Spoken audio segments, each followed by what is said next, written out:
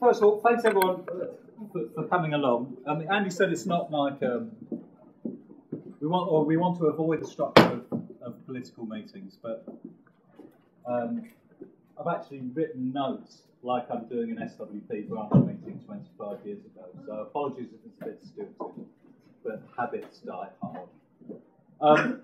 First of all, I want to say that we're incredibly proud / lucky to have had Ray Challinor's family support in producing what I think is one of Ray's best books. And I'll talk a little bit briefly about Ray's background for people who don't know him. Basically, Ray Challinor was at the core of founding what was then called in the early 50s the Socialist Review Group. The Socialist Review Group, for which he edited their journal for several years, was the forerunner to the British Socialist Workers' Party. It was the forerunner to the International Socialists and then the Socialist Workers' Party. And Ray's life is just an absolute marvel. He's born in 1929, and one of the essays in his book recounts his first ever political meeting. One of the first political meetings he went to as an anti-war activist was in 1944. So you have this, with Ray's life, you have this incredible, unbroken thread of anti-Stalinist, militant, independent working class politics running through all the way up until sadly his death in January this year. So it's with an enormous amount of pride and gratitude to Ray's family that they let us do this, because it marks, I think, for the Association of Municipal Marxists and UNCAS, its publishing factory, a real step in the direction that we'd always talked about doing, which was to essentially build an oscillator around which ideas that come from in and around that tradition, it's a mixture of Trotskyist, anarchist, peacenik. We want to do something soon on the anti-psychiatry movement with Peter Sedgwick's book coming up in the next few months. We want to try and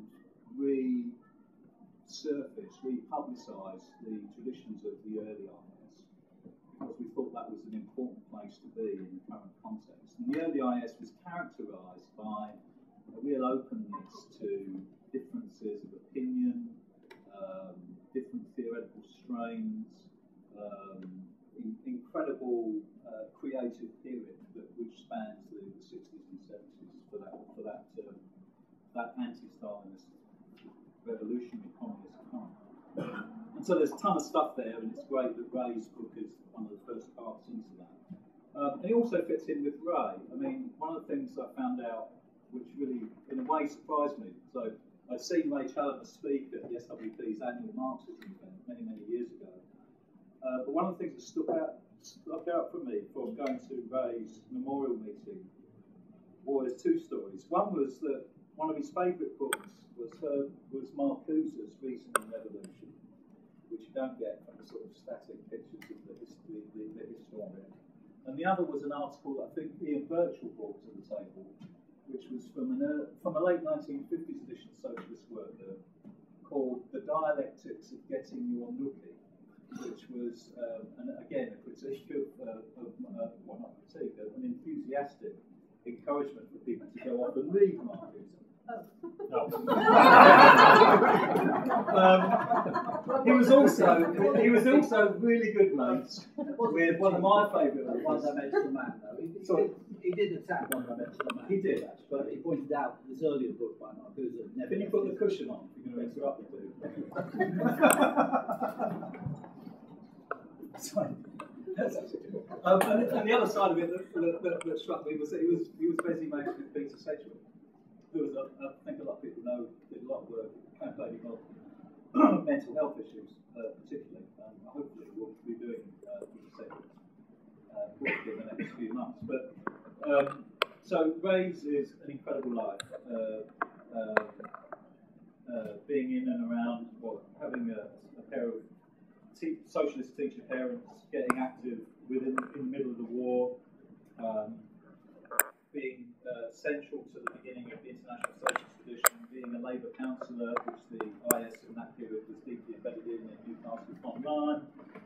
All sorts of incredible campaigning activity for individuals, miscarriages of justice and such like.